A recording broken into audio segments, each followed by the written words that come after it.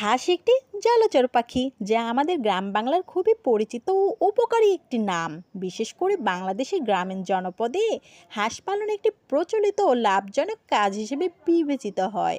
বাংলাদেশের গ্রামে হাঁস পালন একটি জনপ্রিয় ও লাভজনক ব্যবসা। সাধারণত নারীরা হাঁস পালনের সঙ্গে বেশি যুক্ত থাকেন। তারা সকালে হাঁসগুলোকে খোলা মাঠে বা পুকুরে ছেড়ে দেন, আর সন্ধ্যায় হাঁস নিজেরাই ফিরে আসে। হাঁস পালন খুব বেশি খরচ সাপেক্ষ নয় এবং কম পরিশ্রমের মাধ্যমে ভালো আয় করা যায়। হাঁসের ডিম ও মাংস দুটি পুষ্টিকর ও সুস্বাদু। হাঁসের ডিমে প্রচুর প্রোটিন, ক্যালসিয়াম ও আয়রন থাকে, যা শিশু ও বড়দের শরীরের জন্য খুবই উপকারী।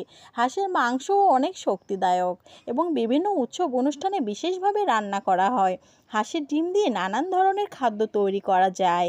হাঁস আমাদের গ্রামীণ জীবন ও সংস্কৃতির একটি অংশ। শিশুরা হাঁস দেখে আনন্দ পায়। বাংলার প্রকৃতির সঙ্গে হাঁসের এক অটুট সম্পর্ক রয়েছে। আমাদের উচিত হাঁস পালনে আরও উৎসাহ দেওয়া এবং এর সঠিক যত্ন নেওয়া। হ্যালো এভরিওয়ান, আসসালামু আলাইকুম। সবাই কেমন আছেন? আমার ভিডিও কেমন লাগলো?